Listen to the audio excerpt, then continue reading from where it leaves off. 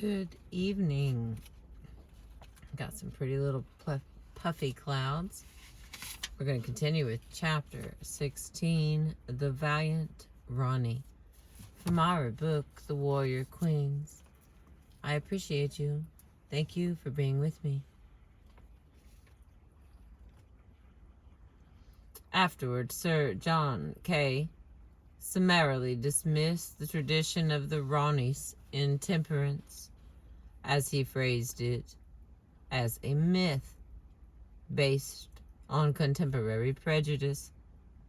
It is true that tales of the hot-blooded Indian, avid to lay fingers upon the Anglo-Saxon womanhood, widely embellished the true horrors of the mutiny with further not quite unspeakable and untrue details. For the coming of the white womenfolk to British India had brought to an end those jolly 18th century days when a young Englishman would happily set his heart on a lass and a lacca a day. To adapt the conventional lament, a lacca being 100,000 rupees and the lass being Indian. As races drew apart, the customs of child marriage and polygamy seemed to give credence to the notion of Indian lustfulness. Once again, the RANI, for all the discretion of her personal behavior, suffered by association.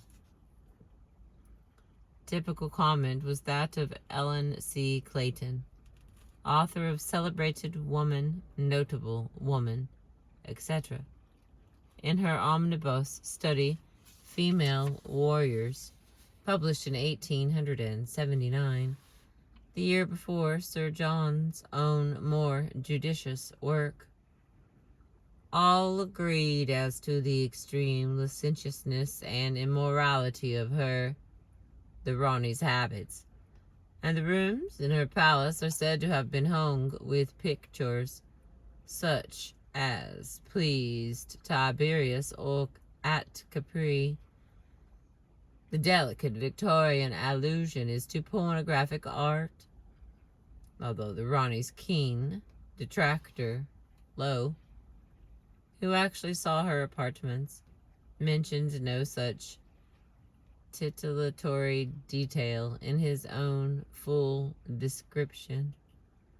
One of the most damning, but equally quite unsupported judgments was that of George W. Forrest in A History of the Indian Mutiny, published between 1904 and 1912. Since his former position as the Director of Records for the Government of India naturally carried weight, picking eagerly on the phrase, "the Jezebel of India," he wrote that, to speak of her, the RANI, as some have done as the Indian Joan of Arc, is indeed a libel on the fair name of the Maid of Orleans. Given Forrest's nationality, a somewhat self-righteous comment in any case. He who had so described her, Sir Hugh Rose, in 2 letters back to his royal commander-in-chief, the Duke of Cambridge, and had just spared her life, was granted no similar mercy by the lady in question. He watched the RANI first firing in his direction and then peered through a telescope to see what harm she had done. Like the 3rd Europeans and the 86th, she requires a good deal of drilling, commented Rose sardonically. Nobody having been able to discover where the RANI shot went. But these days of mutual observation and raining fire could not last forever. The British assault upon Jhansi, which was to be both fierce and final, took place on the 3rd of April. It may have been prompted by knowledge of a weakness in the defense supplied from inside. All accounts agree that the Rani herself was in the thick of the fighting. At some point that night, however, the Rani escaped with about 4 followers, including her father. It is sometimes supposed that Rose laid a trap for her by allowing her to escape. But if there was a trap, she certainly eluded that too, riding hard, outdistancing her pursuers, in particular one Lieutenant Bowker. She succeeded by stages in reaching the fortress of Calpe. She had traveled over 100 miles in 24 hours. Here were congregated, among Indian rulers who had joined the rebels, not only Nana Sahib, but the Nana's nephew, Pandurang Rao, known as Rao Sahib, as well as Tatya Topi. They're on page 292. Lieutenant Bowker's own story has him perceiving the Rani aloft on her celebrated gray or white horse and pursuing her with Rose's permission. A shot, possibly but not certainly fired by the Rani herself, disabled him, and so the lady escaped for the time being. Indian sources have the Rani wounding the lieutenant in a sword fight at Bandar, a small village where she stopped for food. Some of these accounts take on already the heady quality of incantation, as in this one written by a barrister and published in Calcutta in 1930. But Lakshmi, put your horse now into a gallop, for Lieutenant Bowker's galloping behind, followed by select horsemen, in order to capture you. And you, oh horse, fortunate on account of the sacred treasure you carry, gallop on. The dawn has now broken, so heroic goddess, flying all night on the wings of the wind, test thee. There can be no question that Lakshmi Bay was right to escape, both from her own point of view and that of her cause. The vengeance taken in Jhansi was frightful by any standards. Some British historians have suggested that while 4,000 to 5,000 died in battle, the civilians were spared. But Vishnu Godse, a priest from Bombay who was present, recalled 4 days of fire, pillage, murder, and looting without distinction. It was difficult to breathe, he wrote, for the stinking of burning flesh. Those words, that the enemy were slain in their puffed up thousands, such was the retribution meted out to this Jezebel Rani and her people, do not suggest there was much of a distinction between soldiers and civilians.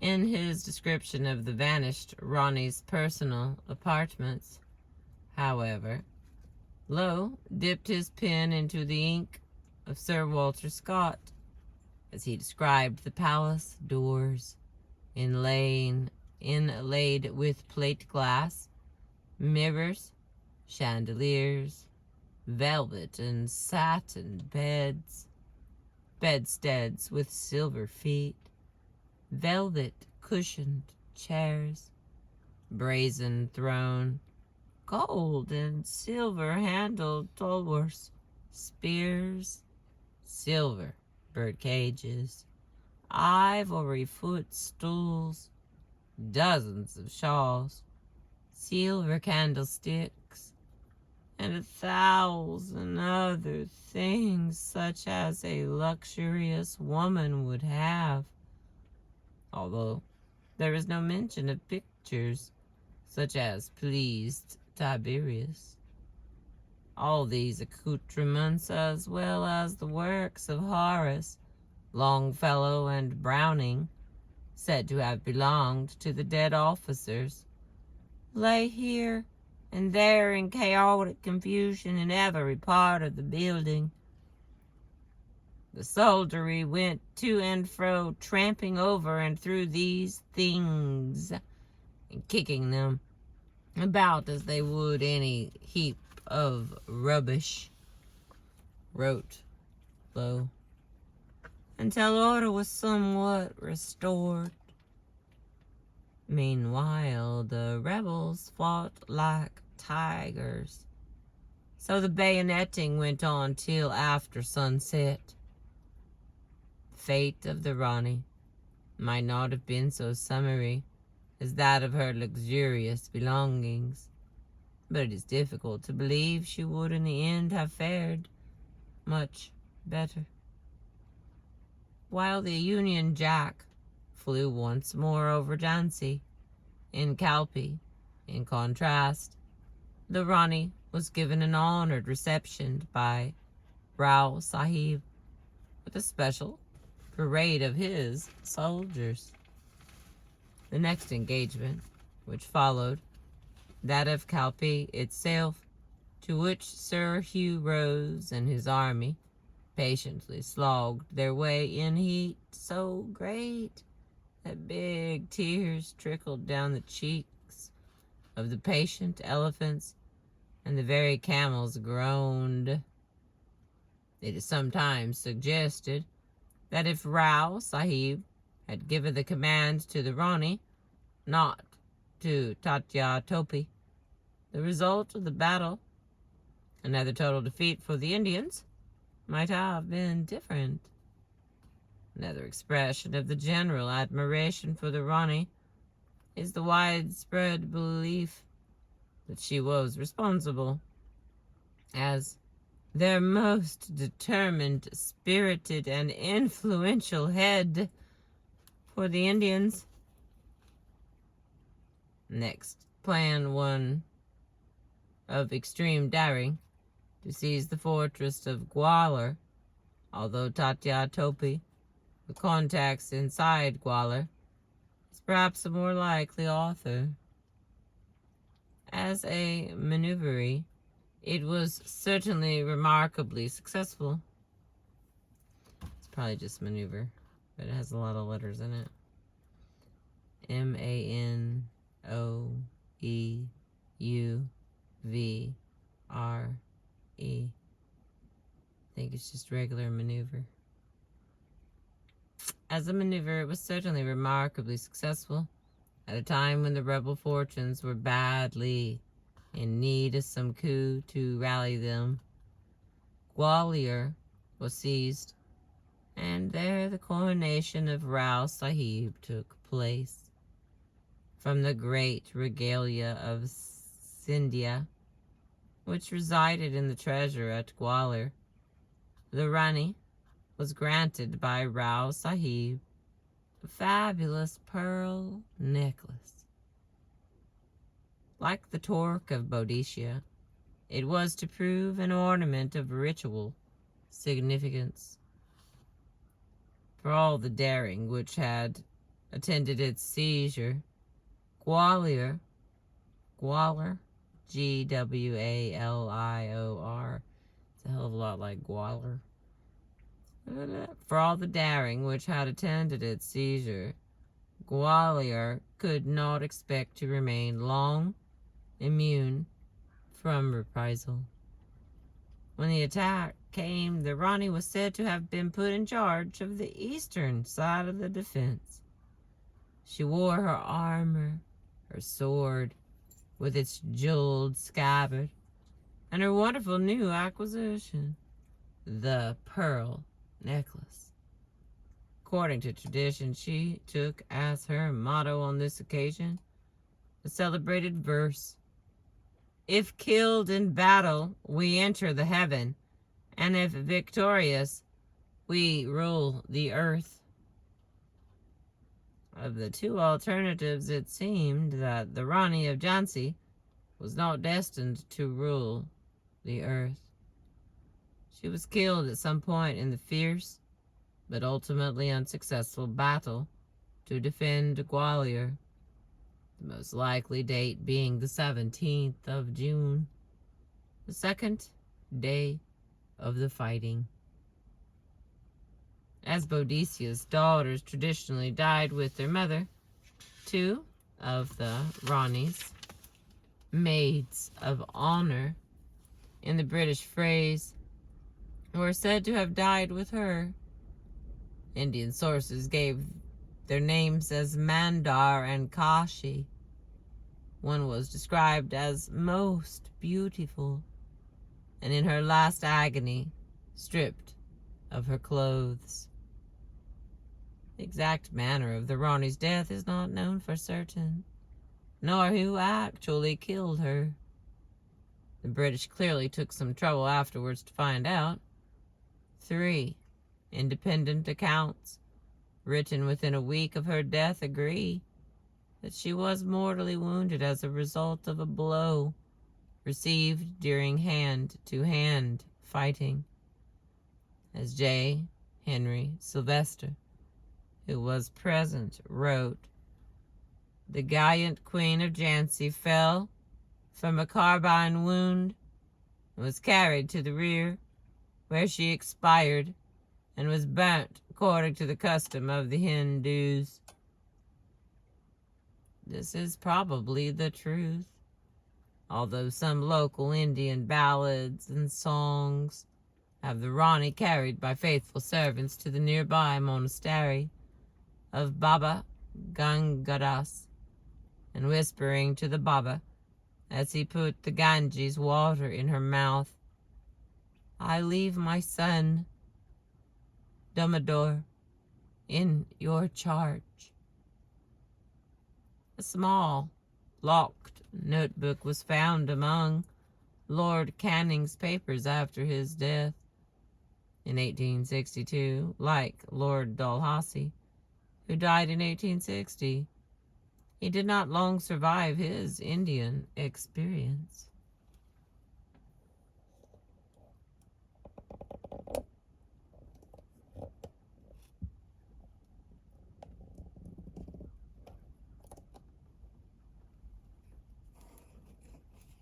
Canning had jotted down the following observations.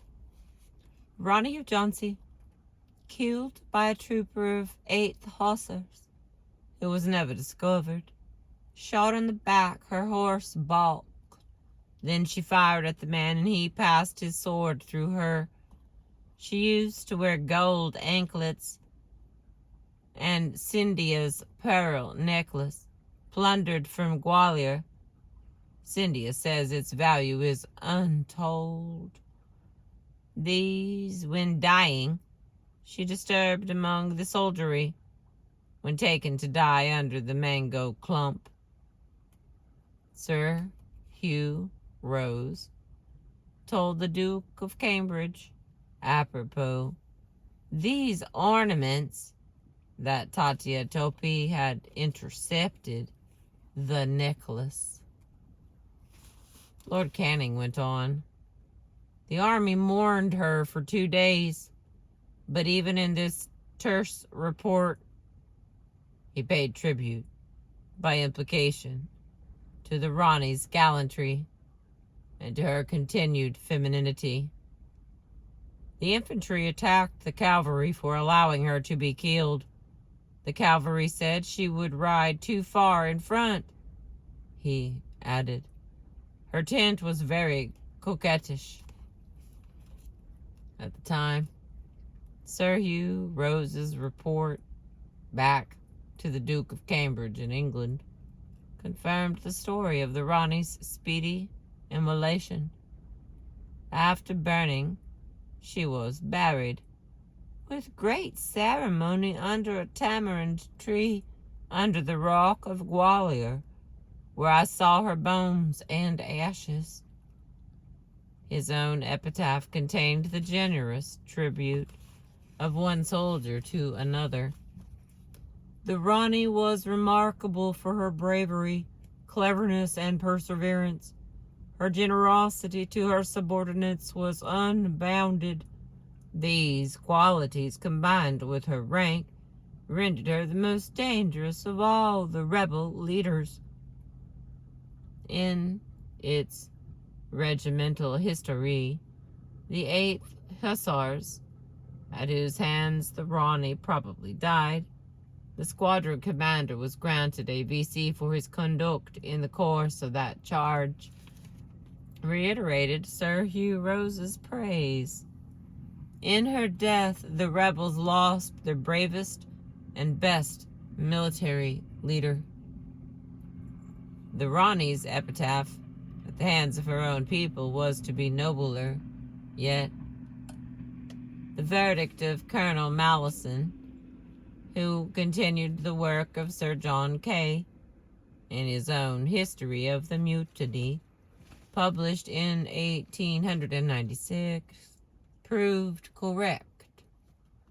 Whatever the Rani's faults in British eyes may have been, her countrymen will ever remember that she was driven by ill treatment into rebellion, and that she lived and died for her country. Nana Sahib, the master of ferocity and slaughter, escaped to Nepal, where his legendary adventures as a wandering fakir inspired Jules Verne. Since his exact date of death was unknown, false Nanas were to reappear throughout the 19th century. The Rani's adopted son, Damodar Rao, had a more prosaic but happier fate. He surrendered to the British in March of 1860 and was subsequently granted a pension. In 1957, to mark the centenary, his descendant was also given a symbolic monetary reward by the Indian state. But the Rani's reputation passed into the airy world of ballad and song. There are statues of the Rani at Gwalior as well as Jhansi, and nowadays innumerable high-colored pictorial representations of the celebrated warrior queen. Nevertheless, it is by the ballads that the Rani of Jhansi is preserved in the Indian folk memory. A study by P.C. Joshi, Folk Songs of 1857, published as part of a symposium in 1857 to mark the centenary, explains why. The Rani's noble example and supreme sacrifice have blazed the path for countless sons and daughters of India to join the freedom struggle. She is one of the immortals of our national movement, and such songs have kept her alive in our memory. Okay, here's 3 lines of a song. The song of joy, the song of freedom rises. In every corner of the land this song is heard. Here fought Lakshmi Bay and Peshwa Nana.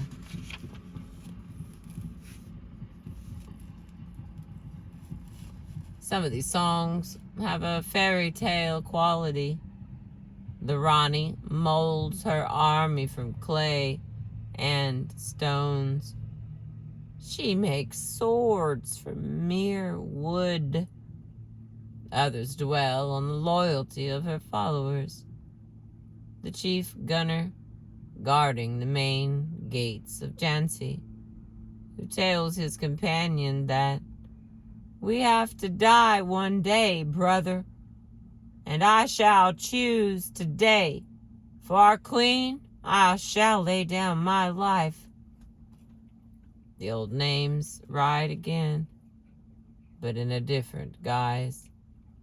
Here is proud Hugh Rose, begging for one pot of water to quench his thirst.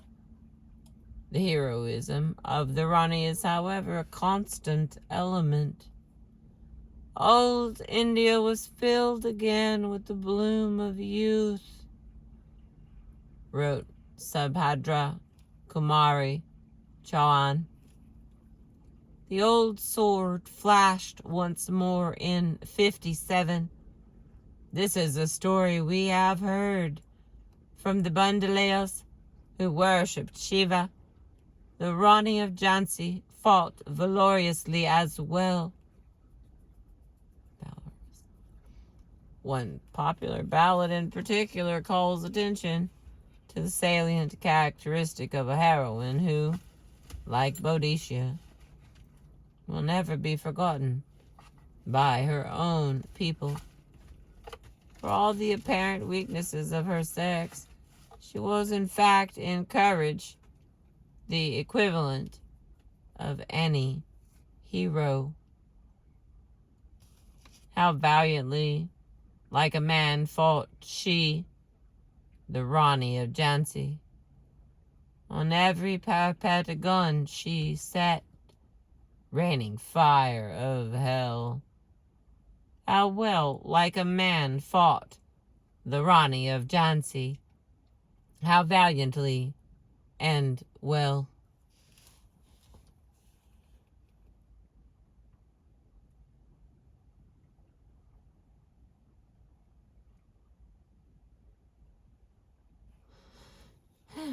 Well, that was the end of page 296. And so we're rolling into the, looks like we go to 336. So we are 40 pages away from being done diddly. I am so thankful for you. It is hot outside, but I'm going to see if I can make some more magic happen. But fortunately, we are done with chapter 16. So hold on to your boots. I'm going to move the camera and show a little hot sun. It killed my first round of filming. It's a beautiful sunset. Oh my goodness, it's hot.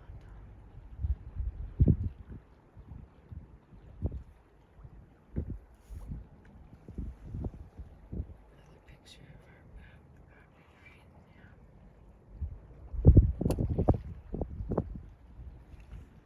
Thank you for being with me.